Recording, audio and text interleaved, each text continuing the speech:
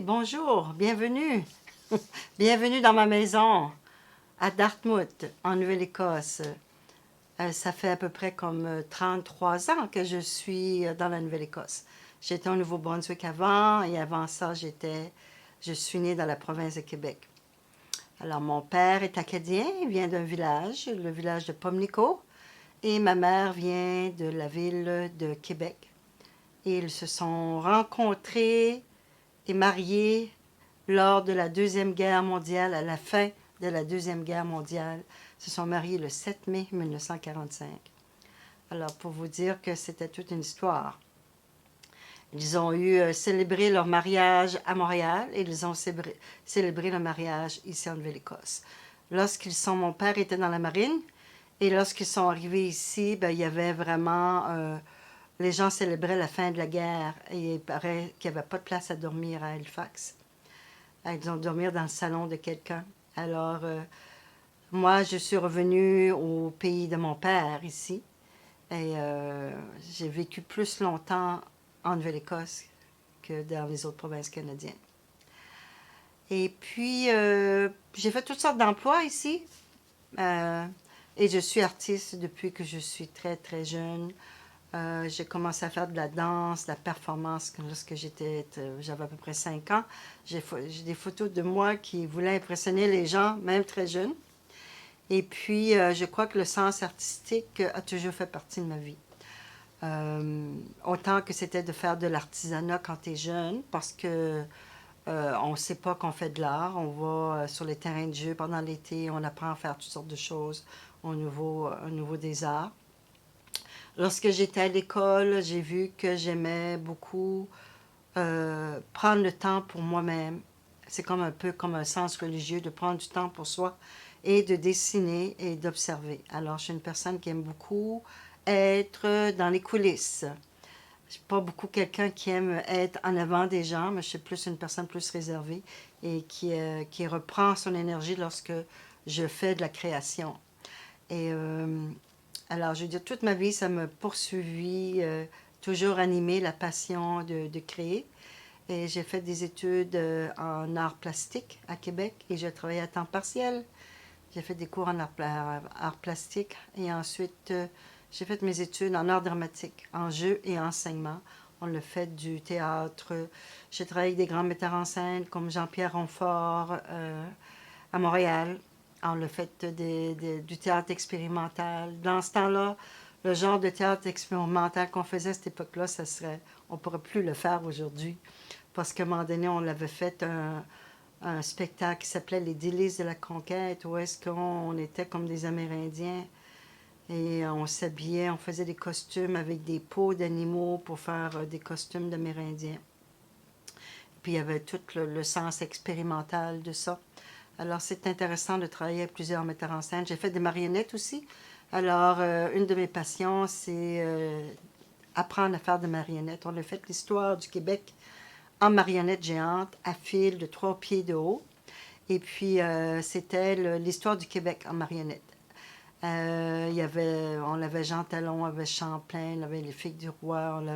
Puis c'était toutes des marionnettes à fil, où est-ce qu'on a un bâton de bois avec des fils, puis on fait marcher la marionnette, on la tient, elle a une espèce de morceau de bois sur le dessus de la tête, puis on fait marcher la marionnette.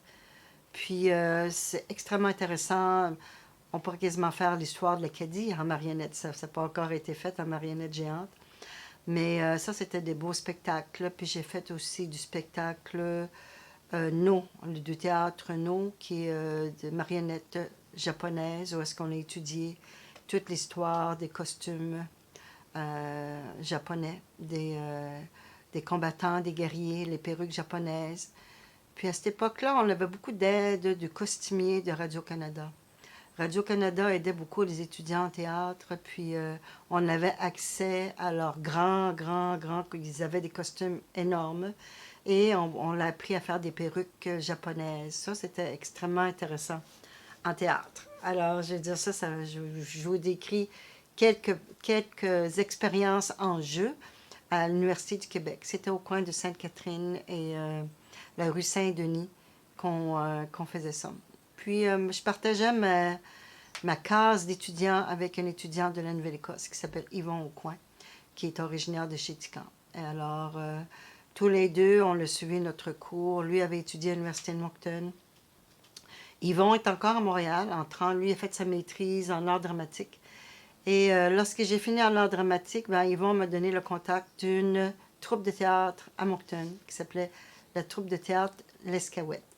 Alors, il a dit, Louise, le théâtre de l'Escaouette cherche une comédienne.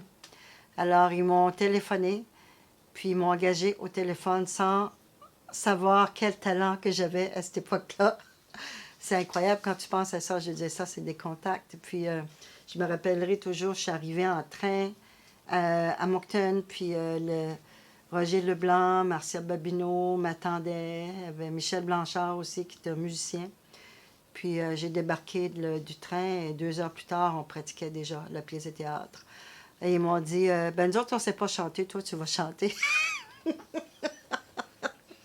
C'est comme avec les histoires qu'on a. Alors, j'ai joint la troupe de théâtre L'Escaouette, membre fondatrice de la troupe. Puis, on a tourné les 4 provinces atlantiques. On a tourné Nouveau-Brunswick, l'île du Prince-Édouard, Terre-Neuve et Labrador. Et on a fait Saint-Pierre-et-Miquelon. On a fait une grande, grande tournée de 3 mois. Et puis, on avait un nouveau camion qu'à un moment donné, il s'est brisé à la fin de la tournée. On s'est fait remorquer avec le camion. Il y avait Bernard Leblanc qui faisait les costumes là-dedans. Et c'était une création collective qui s'appelait l'école enfumée, où est-ce que on parlait de fumer ou ne pas fumer dans les écoles. Bon, c'était des créations collectives. Ensuite, pour le théâtre de l'Escaouette, j'ai fait une pièce de théâtre, écrit une pièce de théâtre qui s'appelait Le bras gauche de l'île. C'était l'île de sable qui a enlevé l'école. J'étais fascinée par l'île de sable. Je fais de la recherche. Et on l'a fait comme un spectacle avec l'Escaouette, où est-ce qu'il y avait les chevaux de l'île de sable, une personne qui était gauchère, puis c'était réalisé par le théâtre de l'Escaouette. Ça, c'est une des...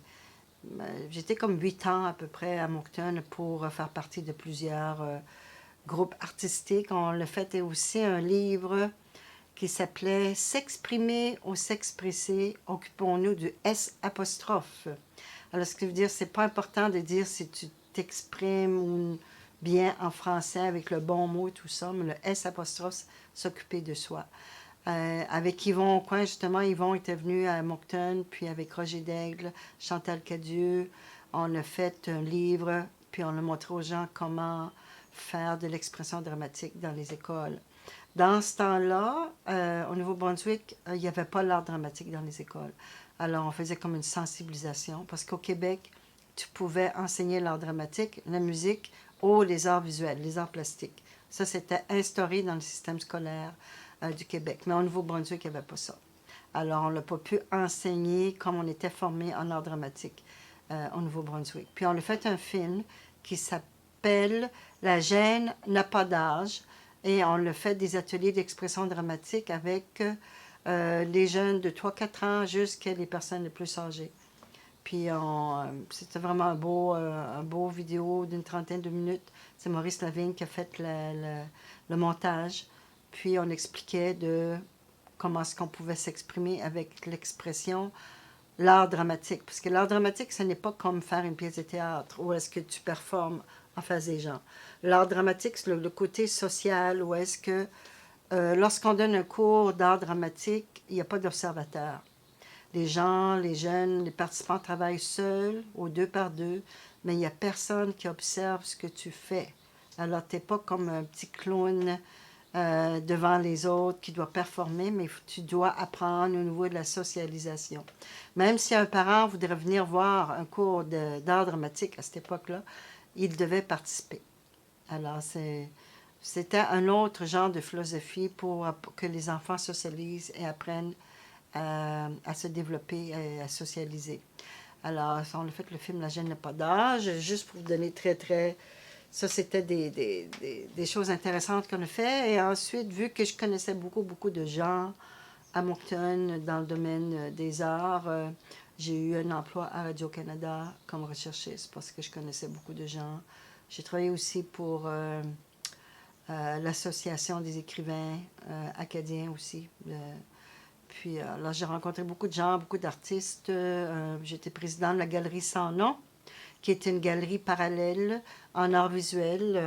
Hermine Gilles était le président avant moi et mon copain de l'époque, Gilles Bélanger, qui était photographe aussi, avait pris beaucoup de photos des artistes de la région. Et puis, bon, c'est ça. Fait que là, moi, j'ai fait en même temps des arts, puis en même temps, j'ai commencé à travailler à Radio-Canada en tant que recherchiste et tranquillement, pas vite, j'ai eu un emploi à Halifax dans du domaine de la radio et j'ai réalisé l'émission du matin euh, pour la Nouvelle-Écosse et pour Terre-Neuve et Labrador. Alors, c'est ça qu'en 1988, je suis arrivée dans la région et qui était une autre sorte de métier. Et en ayant ce qu'on appelle un background en art, c'était beaucoup plus facile pour moi de comprendre qu'est-ce qu'on devait faire au niveau des chroniques culturelles aussi et d'être créatif dans l'émission du matin. On a fait des concours qui s'appelaient Moi j'appelle avec Larousse. On avait une collaboration avec les dictionnaires Larousse et on faisait un concours en ondes. Normand Bélanger était l'animateur de cette émission-là et on demandait aux gens d'épeler des mots à la radio. Ça prenait à peu près comme 3 semaines pour que toute la Nouvelle-Écosse sache que le concours avait lieu.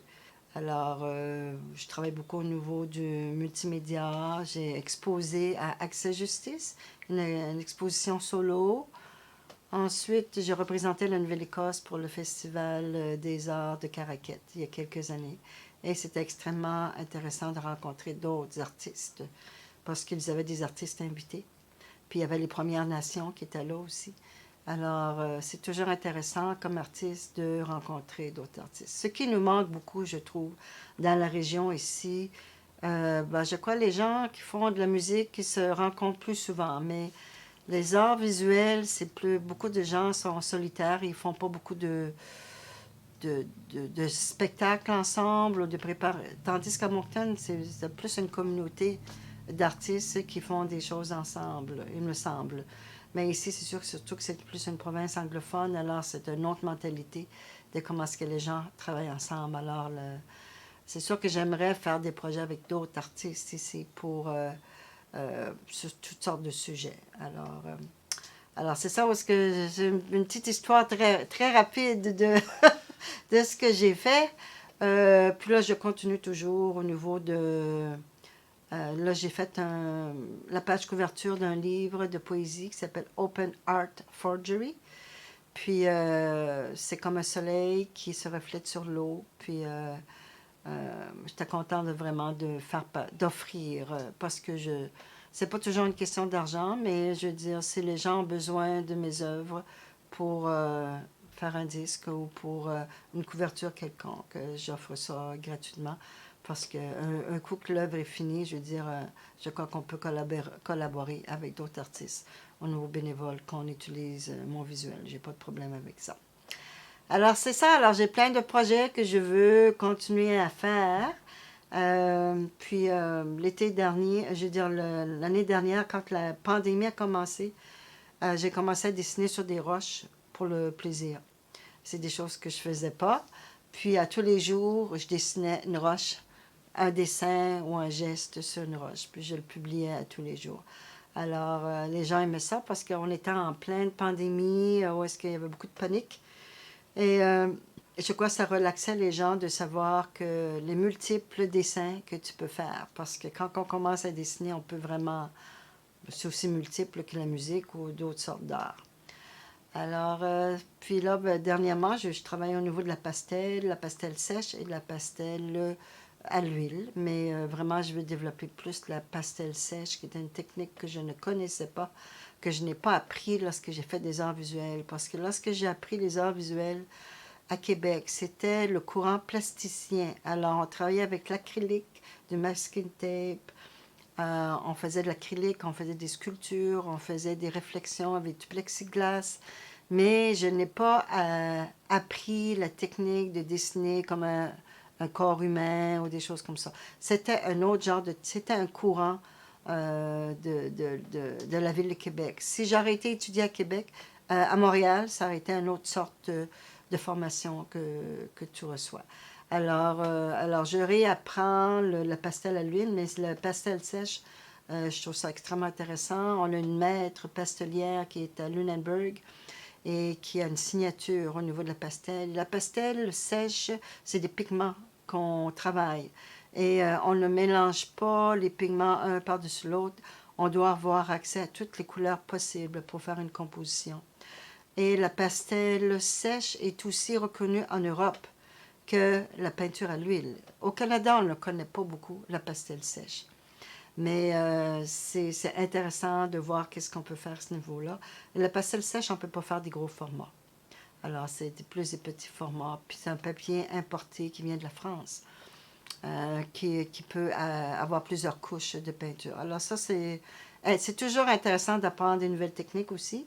Et bien entendu, j'ai d'autres sortes de projets que je veux faire, je veux dire, qui va avoir des clins d'œil, un sens d'humour vis-à-vis de certaines choses qu'on fait. Là. Dernièrement, ça peut être des références à des choses qu'on voit sur Internet.